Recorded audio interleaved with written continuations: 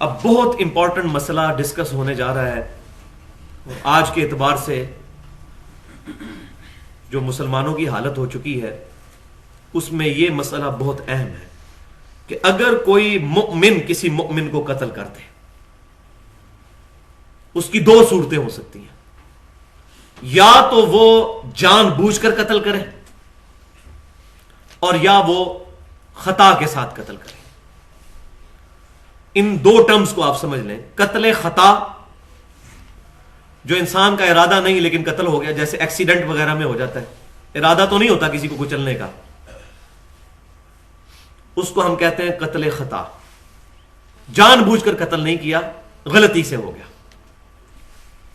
یا قتال کے دوران کبھی فرینڈلی فائرنگ سے مسلمانوں کے ہاتھ مسلمان مر جائیں، جیسے صحیح بخاری کے اندر موجود ہے کہ جابر بن عبداللہ رضی اللہ تعالیٰ عنہ کے جو والد تھے وہ مسلمانوں نے ان کو قتل کر دیا۔ ایسی بغداد مچی غزوہ احد میں کہ وہ بےچارے چیختے رہے میں مسلمان ہوں، لیکن اس وقت جو ہے وہ ایسی بغداد بچی کہ مسلمانوں کے ہاتھ وہ قتل ہو گئے۔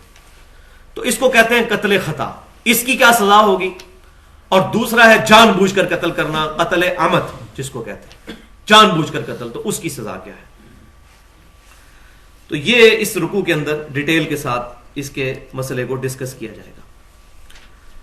اب جو قتل خطا ہے اس صورت میں کیا کرنا ہے، کیا کفارہ ادا کرنا ہے؟ تو اس میں دو چیزیں آپ سمجھ لیں، شروع میں دو ٹرمنالوجیز، وہ ہے نمبر ایک قصاص اور نمبر دو ہے دیت یا خون بہا، ہم اپنی اردو لینگویج میں اس کو کہتے ہیں۔ قصاص تو یہ ہوتا ہے کہ وہ قاتل کو مقتول کے بدلے میں قتل کیا جائے گا، یہ ہوتا ہے قصاص۔ اور دیت یا خون بہا یہ ہوتا ہے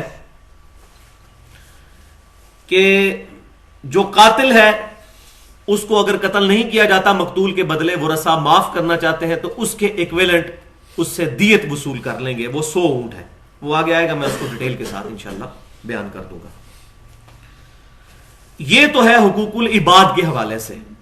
اور ایک حق اللہ نے اپنا بھی رکھا ہے قتل کے معاملے میں، وہ یہ ہے کہ ایک غلام آزاد کرنا ہے، اور جو غلام نہ آزاد کر سکتا ہو یا غلام نہ پائے، جس طرح آج کل، تو 60 روزے مسلسل وہ رکھے گا، پے در پیس۔ ایک روزہ بھی بیچ میں چھوٹ گیا پھر زیرو سے گنتی سٹارٹ۔ لیکن اس میں یاد رکھیں کہ اگر وہ جو درمیان میں روزہ کسی بیماری کی وجہ سے چھوٹے یا کسی اور عذر کی وجہ سے، تو پھر 60 روزے نہیں رکھنے ہوتے۔ مثلا اس 60 روزے رکھنے کے دوران 10 ذی الحجہ کا دن آ جاتا ہے، تو صحیح بخاری اور مسلم کی متفق علیہ حدیث ہے کہ اللہ تعالیٰ نے 2 دن روزہ رکھنے سے منع فرمایا، عید الفطر کا دن یکم شوال اور عید الاضحیٰ کا دن، بڑی عید کا دن 10 ذی الحجہ۔ تو اگر 10 ذی الحجہ بیچ میں آ گیا تو اب وہاں علیحدہ سے حکم موجود ہے، تو 10 ذی الحجہ کا روزہ پھر چھوڑنا ہوگا، اس کی وجہ سے گنتی زیرو سے سٹارٹ نہیں ہوگی۔ یا بندہ اتنا بیمار ہو جاتا ہے کہ روزہ نہیں رکھ سکتا، تو پھر زیرو سے گنتی نہیں سٹارٹ ہوگی، اگر وہ روزے ہو چکے ہیں اس کے بعد آگے کنٹینیوس گنتی سٹارٹ ہوگی۔ وَمَا كَانَ لِلْمُؤْمِنٍ أَن يَقْتُلَ مُؤْمِنًا إِلَّا خَطَاءً، کسی مومن کے لیے جائز ہی نہیں ہے کہ وہ کسی دوسرے مؤمن کو قتل کرے، ہاں مگر غلطی کے طور پر۔ دیکھ لیں پہلے ہی کتنی بات سٹریٹ فارورڈ آئی ہے کہ یہ ہو سکتا ہے کہ مومن مومن کو قتل کرے؟ نہیں، نیور، ہو ہی نہیں سکتا۔ اور آج مسلمانوں کی کیا حالت ہے؟ صرف لسانیت کی بنیاد کے اوپر ہمارے اس ملک پاکستان کے اندر کتنے قتل ہو رہے ہیں، کراچی کے اندر، صوبائیت کے نام کے اوپر، برادریزم کے نام کے اوپر، اور کلوانے کو سارے مسلمان ہیں ماشاءاللہ۔ بھائیو، اگر اسلام سے ہم نے صرف چند ایک ٹریڈیشنز لینی ہے کہ بچہ پیدا ہوا اس کے کان میں اذان دے دی، یا نکاح کا معاملہ آیا تو مولوی صاحب کو بلا کر 2 بول جو ہے وہ سنوا لیے، یا مر گیا تو 4 تکبیریں پڑھ لیں اور اس کو کفن دے کے دفنا دیا، اگر یہ چیزیں ہم نے اسلام سے لینی ہے تو یہ چیزیں تو ساروں نے اپنے اپنے مذاہب سے لی ہوئی ہیں۔ ہندو بھی ساری چیزیں پریکٹس کرتے ہیں، کرسچنز بھی کرتے ہیں، جیوز بھی کرتے ہیں، بدھسٹ بھی کرتے ہیں۔ اور اگر اسلام نام ہے گیٹ اپ کا، داڑھی رکھ لی، سر پہ پگڑی رکھ لی، شلوار ٹخنوں سے اوپر کر لی، اس طرح کے ٹریڈیشنز باقی ادیان بھی فالو کر رہے ہیں، جھوٹے۔ سکھ دیکھ لیں آپ، دنیا کی کتنی فوجوں کے اندر سکھ موجود ہیں. امریکہ کے اندر بھی انہوں نے اجازت لی ہے کورٹ سے, کیس ون کیا ہے, انڈیا کے اندر بھی, کہ وہ فوج میں ہوتے ہوئے بھی اپنی پگڑی پہنتے ہیں. لیکن یہ یاد رکھیں کہ سکھ کی پگڑی اور ہماری پگڑی میں بہت فرق ہے, اور وہ یہ فرق ہے شملے کا. وہ شملہ نہیں چھوڑتے ہیں. اور المستدرک للحاکم میں صحیح سند کے ساتھ حدیث موجود ہے, سیدنا سعد بن ابی وقاص رضی اللہ تعالیٰ عنہ نے بغیر شملے کے سفید پگڑی باندھی ہوئی تھی, تو نبی صلی اللہ علیہ وسلم نے اپنے مبارک ہاتھوں سے وہ پگڑی کھولی اور پھر اپنے مبارک ہاتھوں سے ان کو سفید پگڑی پہنائی, اور ساتھ 4 انگل کے برابر شملہ چھوڑا, جیسے یہ میں نے چھوڑا ہوا ہے, 4 انگل کم از کم اتنا. اور پھر آپ صلی اللہ علیہ وسلم فرمایا سعد اس طرح باندھا کرو, خوبصورت لگتی ہے. اور صحیح بخاری اور مسلم کی متفق علیہ حدیث ہے کہ آپ صلی اللہ علیہ وسلم نے فتح مکہ کے موقع پر کالی پگڑی پہنی ہوئی تھی, جس کے 2 شملے تھے, 2 شانوں پر آپ صلی اللہ علیہ وسلم نے چھوڑے ہوئے تھے, ادھر اور ادھر, کالے رنگ کی پگڑی. لیکن سکھ جو پگڑی باندھتے ہیں ہماری پگڑی میں یہ فرق ہے. تو ذرا تھوڑی سی ریزیمبلنس ہے وہ چیز نہیں, ورنہ تو وہ گنگا میں نہاتے ہیں اور ہم زمزم کو متبرک سمجھتے ہیں. اس کی وجہ سے یہ نہیں ہوگا کہ زمزم کا تبرک ہونا ختم ہو جائے گا اور وہ جا کے اپنی دیویوں کے آگے جھکتے ہیں اور ہم ایک پتھر حجر اسود کو بوسا دیتے ہیں. تو خالی اس طرح کی ریزیمبلنس ہو جانے سے کوئی بت پرستی یہ چیزیں نہیں آ جائیں گی. اس میں فنیٹک رویہ نہیں ہونا چاہیے, توحید اتنی ہونی چاہیے جتنی بیان کی گئی ہے. تو یہ ہو ہی نہیں سکتا کہ کوئی مومن کسی مومن کو قتل کرے الا خطا, مگر غلطی کے ساتھ. ومن قتل مؤمنا خطا, اب جو کوئی بھی قتل کرے گا کسی مؤمن کو غلطی کے ساتھ, کیا ہوگا پھر؟ فتحریر رقبۃ مؤمنۃ, تو اس کی سزا یہ ہے کہ ایک غلام کو آزاد کرے گا, ایک غلام آزاد کرے گا. غلامی کے سسٹم کو ڈسکریج کرنے کے لیے اکثر جگہوں پر یہ سزا رکھی گئی کہ ایک غلام آزاد کرو. یہ تو اللہ کیا جو حق ہے اس بندے پر توبہ کے لیے.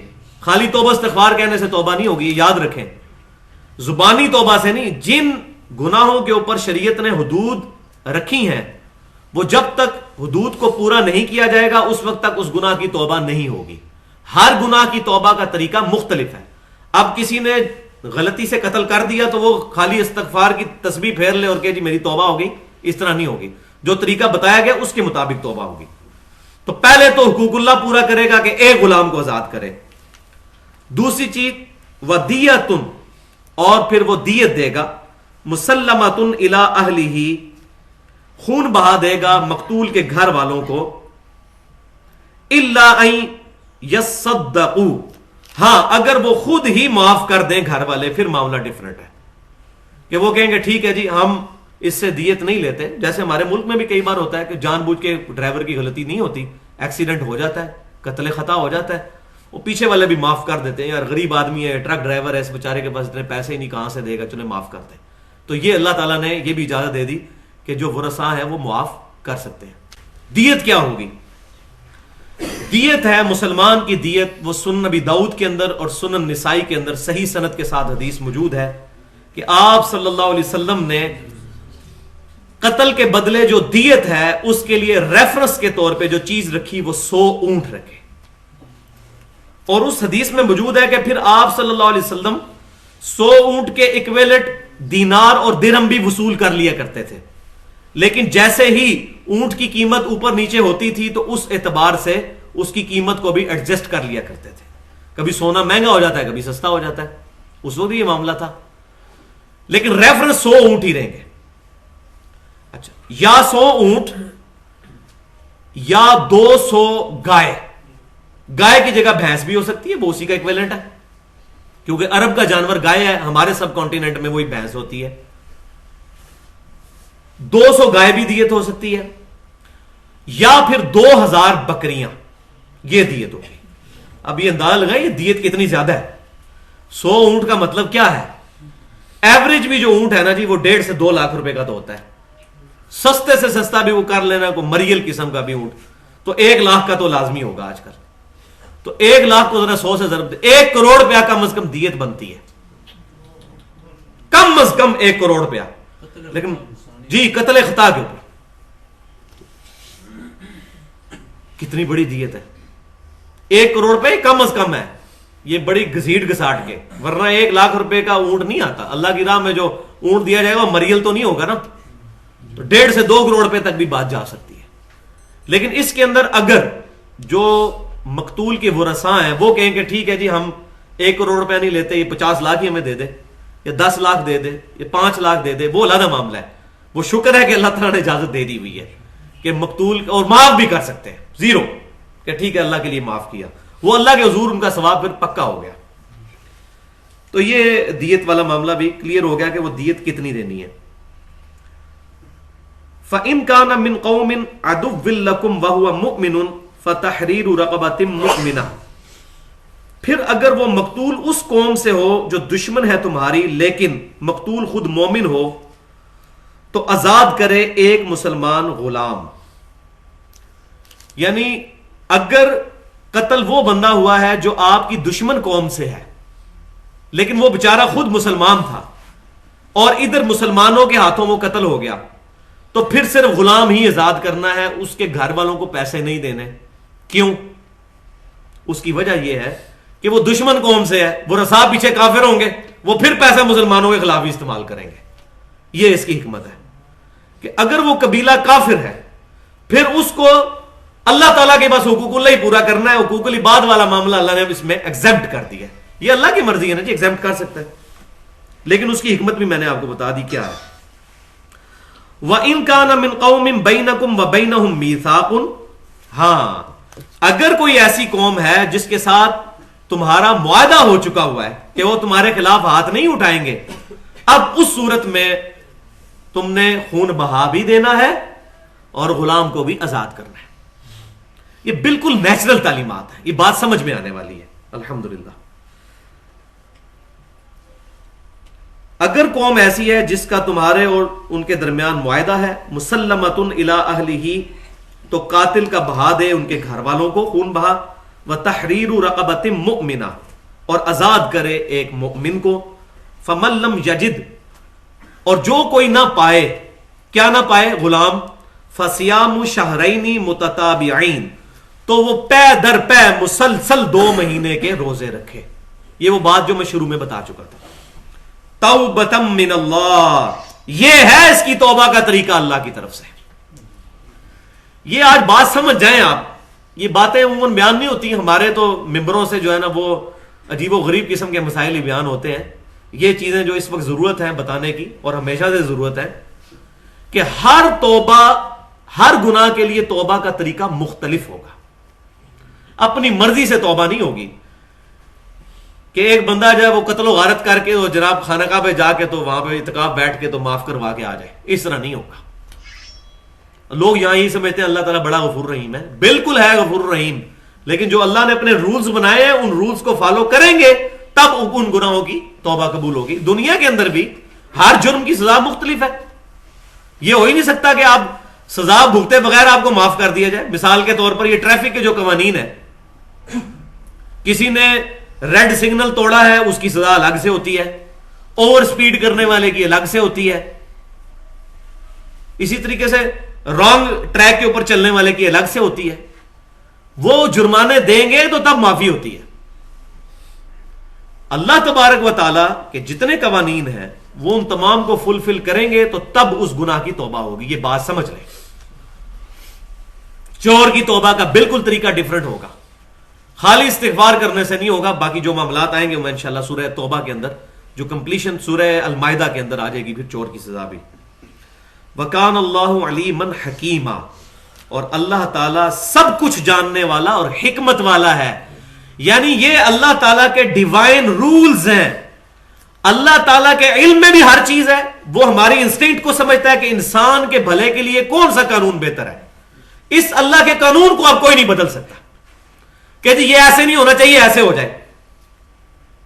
صدر پاکستان کیا، صدر پاکستان کا باپ بھی مقتول کے ورثاء کے معاملے میں قاتل کو معاف نہیں کر سکتا.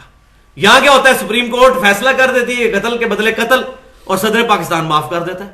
ہو ہی نہیں سکتا. اس سے بڑا اور شرک کیا ہوگا کہ اللہ کے قوانین کو چینج کر دیا جائے. ایسے نہیں.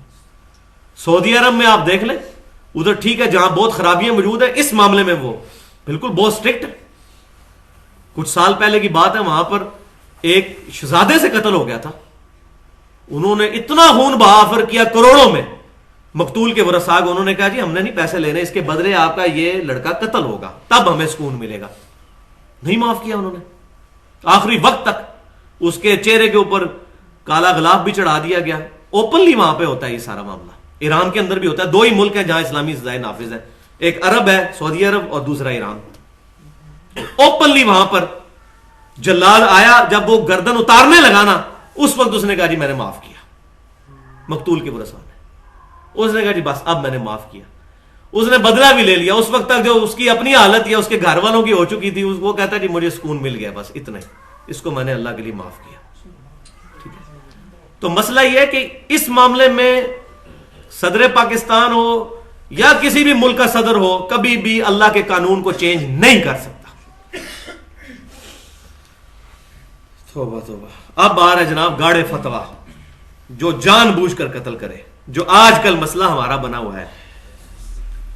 وَمَن يَقْتُلْ مُؤْمِنًا مُتَعَمِّدًا، جو کوئی قتل کرے گا کسی مومن کو جان بوجھ کر، فَجَزَاؤُهُ جَهَنَّمُ خَالِدًا فِيهَا، اس کا بدلہ تو ہے پھر دوزخ، ہمیشہ اس میں رہے گا.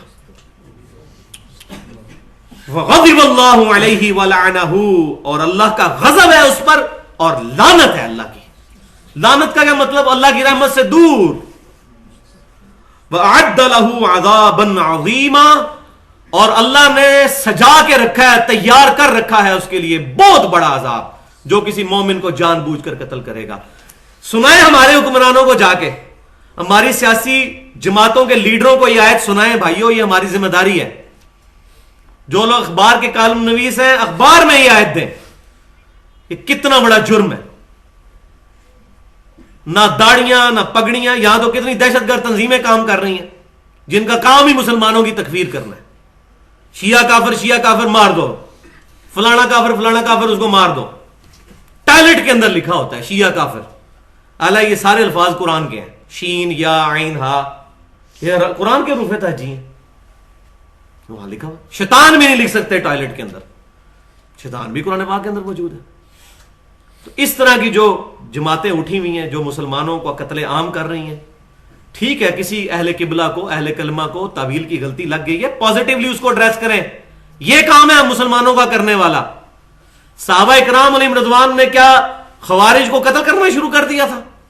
سیدنا علی رضی اللہ تعالیٰ عنہ نے خوارج کو کہا تھا کہ تم چپ کر کے اپنے گاؤں میں بیٹھے رہو، کسی مسلمان کو تکلیف نہ دو. ٹھیک ہے تم مجھے کافر کہتے ہو، میں تمہاری تکفیر نہیں کرتا، نہ تم پر کوئی ایسا معاملہ کرتا ہوں. وہ تو جب ان خبیثوں نے صحابہ کرام کا قتل عام شروع کیا تو اس کے ریونج میں سیدنا علی نے ان کو قتل کیا، ورنہ تو سیدنا علی نے خوارج کے اوپر بھی کفر والا معاملہ نہیں کیا. سیدنا عثمان کے قاتلین مسلمان تھے، تعویل کی غلطی لگی ہوئی تھی، مسجد نبوی میں وہ نمازیں پڑھا رہے تھے. صحیح بخاری پہلی جلد اٹھا کے دیکھ لیں، لوگ آگے پوچھیں امیر المومنین رضی اللہ تعالیٰ. امام بخاری نے ہیڈنگ بنائی ہے باغی اور بدعتی کے پیچھے نماز پڑھنے کا حکم. اے امیر المومنین سیدنا عثمان رضی اللہ تعالیٰ عنہ، باغیوں نے مسجد نبوی پر قبضہ کر لیا، نمازیں ہمیں پڑھاتے ہیں، ہم نمازیں ان کے پیچھے پڑھ لیں. فرمایا نیکی کے کاموں میں ان کا ساتھ دو، برائی کا وبال ان پر ہوگا، برائی میں ساتھ نہ دینا. مسلمانوں کی جمعیت سیدنا عثمان نے ٹوٹنے نہیں دی ہے.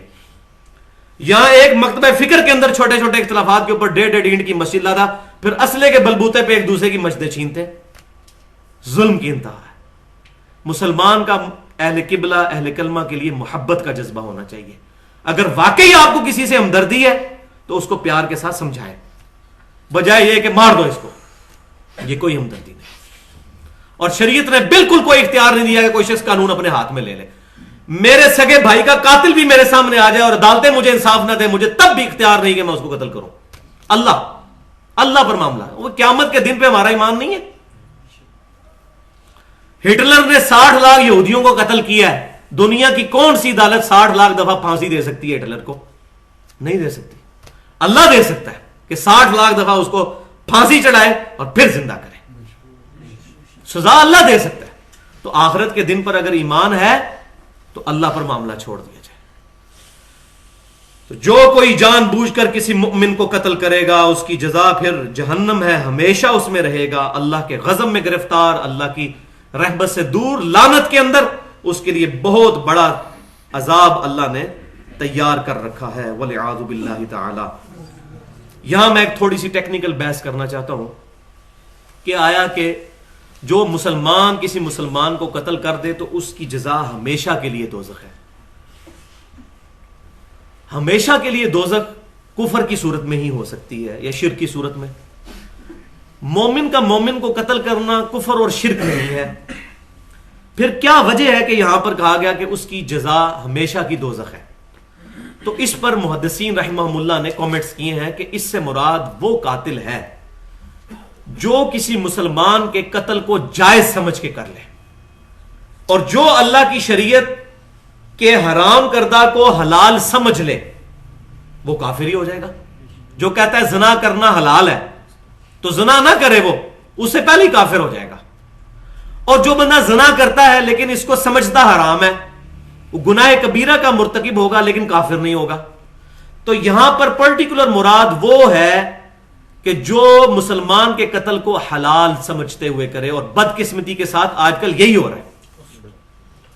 صحیح مسلم کے اندر حدیث ہے کتاب الفتن چیپٹر میں، جو میں سمجھتا ہوں، میں نے اس حدیث سے جو آج مطلب سمجھا ہے، شاید میں نے کہیں پڑھا ہوا نہیں پایا لیکن میں سمجھتا ہوں کہ وہ الحمدللہ بالکل اس حدیث کے مطابق ہے۔ صحیح مسلم کتاب الفتن میں ہے کہ قرب قیامت کے اندر انسان صبح مومن ہوگا، شام کے وقت کافر ہو جائے گا، شام کو مومن ہوگا، صبح اٹھے گا کافر ہو جائے گا۔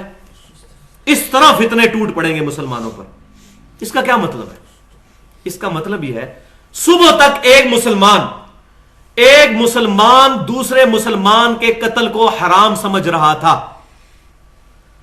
پھر کسی زر خرید مولوی نے اس کی برین واشنگ کی، امریکہ یا انڈیا کے ایجنسیز کے کرنے پر مولوی خریدے ہوئے، یہاں کتنے ایجنٹ رہا کے پکڑے گئے ہیں، اتنی بڑی بڑی داڑیاں ہیں، انہوں نے پگڑیاں پہنی ہوئی ہیں، ختنے بھی نہیں ہوئے ان کے، ہندو ہیں۔ تو میں یہ نہیں کہتا کہ وہ مومن کرتے ہیں، لیکن ایسا بھی ہے کہ پیسے کی خاطر مسلمان کا فتنہ تو ہے مال، تو ہمارے مسلمان بھی بک جاتے ہیں، اور پھر وہ برین واشنگ شروع کرتے ہیں ایک مسلمان کی۔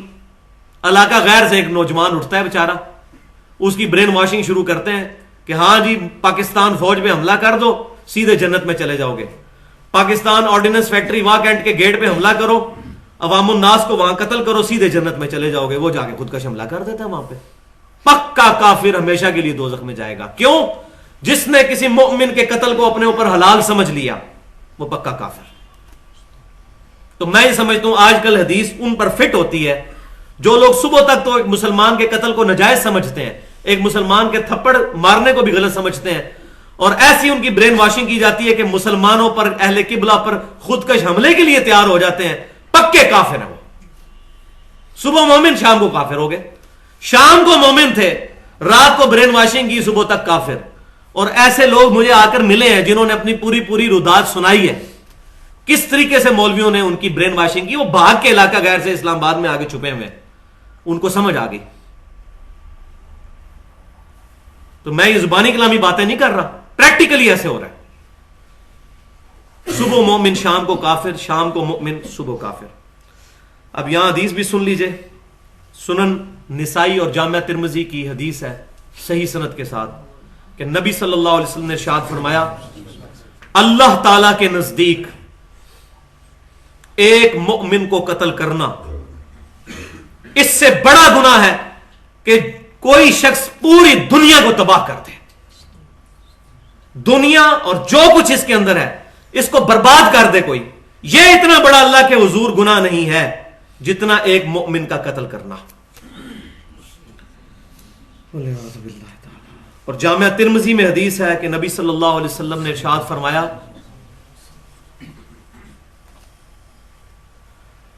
اور یہ حدیث سنن نسائی کے اندر بھی موجود ہے کہ قیامت والے دن جو مقتول ہوگا وہ قاتل کو پیشانی کے بالوں سے پکڑ کر، جس کو اس نے قتل کیا ہوگا وہ شخص اپنے قاتل کو پیشانی کے بالوں سے پکڑ کر اللہ کے حضور پیش کرے گا، اور اللہ کے اتنے قریب ہوگا کہ عرش تک پہنچ جائے گا وہ، عرش کے قریب پہنچ جائے گا اور کہے گا یا اللہ یہ میرا قاتل تھا دنیا میں. اور نبی صلی اللہ علیہ وسلم فرماتے ہیں وہ اس حالت میں اٹھے گا کہ اس کے جسم کی رگوں سے خون بہ رہا ہوگا. اسی حالت میں اس نے اپنے قاتل کا جو ہے نا ماتھا, یہ پیشانی کے بالوں سے جیسے مجرم کو پکڑا ہوتا ہے نا, اس کے خود بھی جسم سے خون نکل رہا ہوگا اور اللہ کے حضور اس کو پیش کرے گا, یا اللہ مجھے انصاف چاہیے. اور یہ بھی صحیح حدیثوں میں ملتا ہے سنن نبی داؤد کے اندر, قیامت والے دن سب سے پہلے جو حساب ہوگا ان میں سے ایک عمل یہ بھی ہوگا کہ کسی کو قتل کیا ہوگا وہ بھی اپنے قاتل سے بدلہ لینے کے لیے اللہ کے حضور کھڑا ہوگا. بھائیو بہت سینسٹیو ایشو ہے, اور کراچی کے اندر جو کچھ ہو رہا ہے دل خون کے آنسو ہوتا ہے. مہاجر پٹھانوں کو مار رہے ہیں, پٹھان مہاجروں کو مار رہے ہیں, پنجابی ان کو مار رہے ہیں, یہ پنجابیوں کو مار رہے ہیں. اور اب بلوچستان کے اندر جو کچھ ہو رہا ہے یہ تو ہمارے میڈیا میں خبریں نہیں آنے دے رہے ہیں. خانہ جنگی کی صورتحال بلوچستان کے اندر مچی ہوئی ہے, بالکل بنگلہ دیش والا معاملہ ہوا ہے جو بنگالیوں کے ساتھ ظلم ہوا تھا. ٹھیک ہے کہ ان لوگوں کے بھی معاملات خراب ہیں, لیکن یہ ایٹیچیوڈ نہیں ہے. وہاں کی جو علماء ہیں ان کو, وہ تمام علماء ڈرائیو ہوتے ہیں. باقی ہمارے پنجاب کے اور سرحد کے رہنے والے خیبر پختونخوا کے علماء ان کے اوپر جو ہے وہ ہولڈ رکھتے ہیں. ان لوگوں کو انوالو کرنا چاہیے, ان لوگوں کو انوالو کر کے اس معاملے کو پازیٹیولی ایڈریس کرنا چاہیے, بجائے یہ کہ مسلمانوں کو قتل کرنا شروع کر دیا جائے. بالکل غلط ایٹیچیوڈ ہے. تو یہ ساری چیزیں علماء ان کو بتائیں گے, اہل علم بتائیں گے, تو تب ان کو باتیں سمجھ آئیں گی. تو اگر کوئی جان بوجھ کر قتل کر دے گا تو اس کی جزا ہے دوزخ, اور ہمیشہ کے لیے دوزخ میں رہے گا اگر جائز سمجھ کے کرے گا.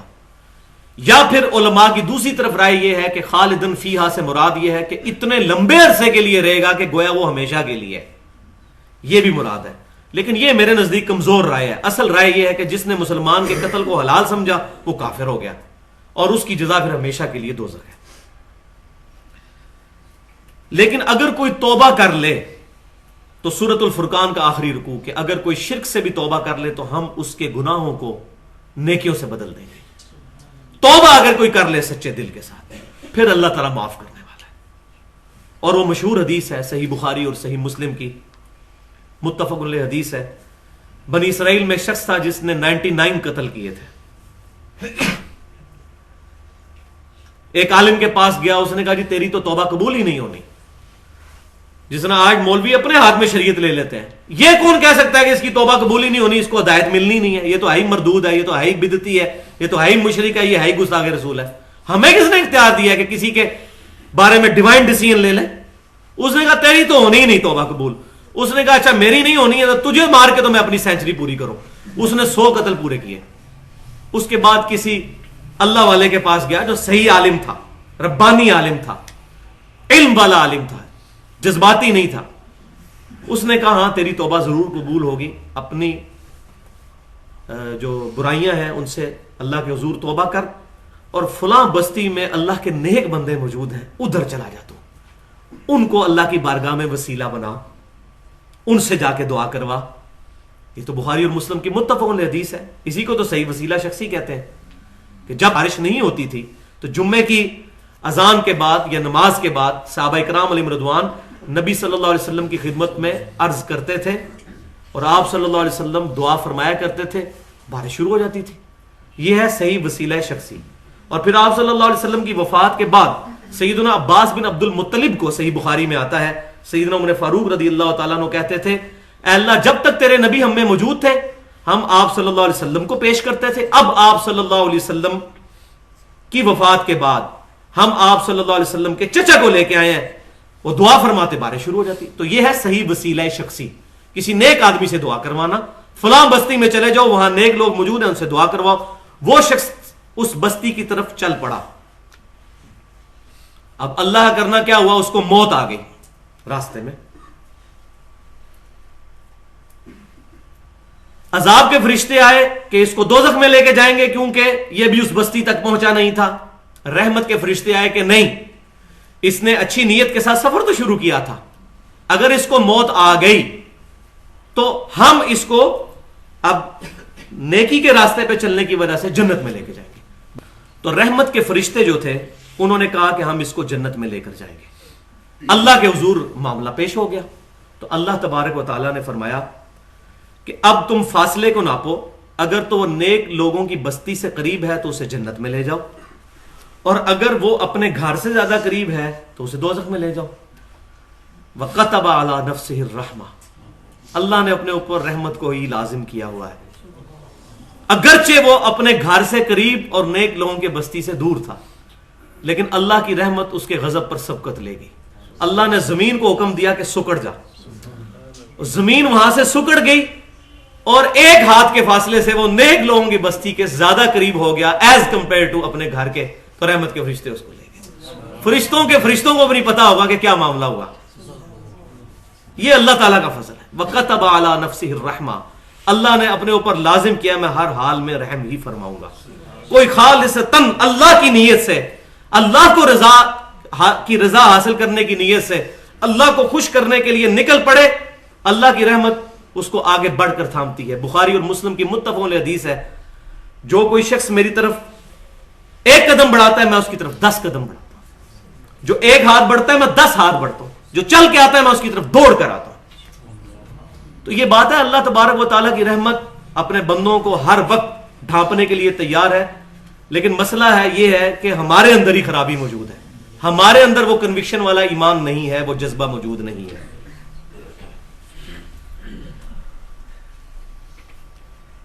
اگلی آیت نمبر 94، یا ایھا الذین آمنوا اذا ضربتم فی سبیل اللہ، اے ایمان والو جب تم کبھی اللہ کی راہ میں سفر کے لیے نکلو، فتبینوا تو خوب تحقیق کر لیا کرو، ولا تقولوا لمن القى الیکم السلام لست مؤمنا، الیکم السلام لست مؤمنا، اور مت کہو کسی بھی ایسے شخص کو جو تمہیں ملے اور وہ کہے تم پر سلام ہے اور تم اس کو کہو کہ تم مومن نہیں ہو۔ یہ خاص کانٹیکسٹ ہے جو جامعہ ترمذی کے اندر صحیح سند کے ساتھ کتاب التفسیر چیپٹر میں اسی آیت کی تفسیر میں حدیث موجود ہے۔ کچھ صحابہ کرام سفر پر نکلے، راستے میں ایک بکریوں کا چرواہا ملا، اس نے ان کو سلام کر دیا۔ صحابہ کرام نے یہ گمان کیا کہ یہ ہے کافر ہے، ہمیں نقصان پہنچانا چاہتا ہے، لیکن ہمارے ڈر کی وجہ سے اس نے ہمیں سلام کیا ہے۔ انہوں نے پریمپٹیو رائٹ رکھتے ہوئے اس کو قتل کر دیا اور اس کی بکریوں پہ بھی قبضہ کر لیا، اور نبی صلی اللہ علیہ وسلم کے پاس پیش ہو گئے، بولے اعوذ باللہ تعالیٰ۔ اس وقت پھر یہ آیت نازل ہوئی تھی کہ یہ تم خود سے فتویٰ بازی، آپ یہ اندازہ لگا لیں جو یہاں مولوی فتویٰ بازی کر رہے ہیں، فلانا مسلمان نہیں، فلانا کافر، فلانا کافر، اور یہ دیکھ لیں صحابہ کو ڈانٹا جا رہا ہے کہ تمہیں کس نے اتھارٹی دی ہوئی ہے کہ تمہیں کوئی سلام کرتا ہے تو تم کو یہ تم مومن ہی نہیں ہو؟ فتویٰ ظاہر کے اوپر لگے گا۔ بلکہ صحیح بخاری کے اندر سیدنا اسامہ بن زید رضی اللہ تعالیٰ عنہ کے بارے میں اور سیدنا خالد بن ولید کے بارے میں بھی آتا ہے کہ وہ کافر ایک جنگ کے دوران آمنے سامنے ہوئے، عین موقع پر کافر نے کہہ دیا میں کلمہ پڑھتا ہوں، مسلمان ہوتا ہوں، اس کے باوجود انہوں نے اس کو قتل کر دیا۔ اور نبی صلی اللہ علیہ وسلم کی بارگاہ میں جب معاملہ پیش ہوا تو آپ صلی اللہ علیہ وسلم نے کتنی بار فرمایا کہ میں خالد کے اس عمل سے بری ہوں، میں اس خالد کے اس عمل سے بری ہوں، میں خالد کے اس عمل سے بری ہوں۔ تو نے اس کا دل چیر کے دیکھ لیا تھا کہ وہ مومن نہیں ہوا، زبان پر اعتبار کرو۔ تو خالد بن ولید کہتے ہیں اس دن مجھے تمنا ہوئی کاش میں آج سے پہلے مسلمان نہ ہوتا، میں آج ہی مسلمان ہوتا، کم از کم میرے پچھلے گناہ تو معاف ہو جاتے۔ بھائیو یہ صحابہ کو ڈانٹ پلائی جا رہی ہے، ہم آپ کس کھاتے میں ہیں اور یہاں یہ مولوی کس کھاتے میں ہے؟ کسی مسلمان کے قتل کا فتویٰ جاری کر دینا، تو اس کانٹیکسٹ میں آیت نازل ہوئی کہ اگر کوئی تمہیں سلام کرتا ہے اس کو مومن کے طور پر ٹریٹ کرو، یہ نہ کہو منافق ہے یہ، اور پریمپٹیو رائٹ رکھتے ہوئے اس کو مار نہ دو۔ تبتغون عرض الحیات الدنیا، تم دنیا کی زندگی کا سامان چاہتے ہو، چند بھیڑ بکریوں کی خاطر تم نے اس کو قتل کر دیا۔ فعند اللہ مغانم کثیرا، اللہ کے پاس تو بہت زیادہ غنیمتیں ہیں کثیر جو تمہیں دے گا، اس دنیا میں بھی اور آخرت میں بھی۔ دنیا میں ابھی ایران فتح ہونا ہے، روم نے بھی جزیہ دینا ہے، دنیا میں مسلمانوں کی حکومت قائم ہونی ہے، بہت کچھ تمہیں ملے گا، ابھی بے صبری کا مظاہرہ نہ کرو۔ کذالک کنتم من قبل فمن اللہ علیکم فتبینوا، یہ ہے کانٹے کی بات، اسی طرح تم بھی تو اس سے پہلے کافر تھے، پھر اللہ نے تم پر احسان فرمایا تو خوب تحقیق کر لیا کرو، ایسے نہ کہہ دیا کرو فلاں کافر ہے، تم بھی تو پہلے یہی تھے. اس سے ان واعظین کو بھی سبق سیکھنا چاہیے جو چھوٹی چھوٹی بات پہ کہتے ہیں فلانا بدعتی، فلانا مشرک، فلانا گستاخ رسول. تو پہلے خود بھی وہی کچھ ہوتے ہیں، اور ادھر آ کے کتاب و سنت کے منہج پہ آتے ہیں تو اب ان کو ساروں سے نفرت ہو جاتی ہے. نہیں، ہم بھی پہلے وہی کچھ تھے. میں نے خود بتایا میں بھی 31 سال تک بریلوی رہا ہوں. آج بھی کوئی مجھے بریلوی ملتا ہے، کوئی دیوبندی، کوئی اہل حدیث، کوئی شیعہ، ایون قادیانی، انسانیت کے ناطے پہ تو ہم محبت سے ان کو دعوت پیش کرتے ہیں. نفرت نہیں سکھائی گئی، محبت کے ساتھ. تو تم بھی تو پہلے وہی کچھ تھے. تو یہ طویل عام کے اعتبار سے آج کے مسلمانوں پہ بھی فٹ ہوتا ہے کہ وہ اس طریقے سے فتویٰ بازی نہ کریں. ان اللہ کان بما تعملون خبیرا، بے شک اللہ تعالیٰ اس سے خبردار ہے جو کچھ تم کر رہے ہو. اللہ تعالیٰ کے علم میں ہے جو کچھ تم کر رہے ہو.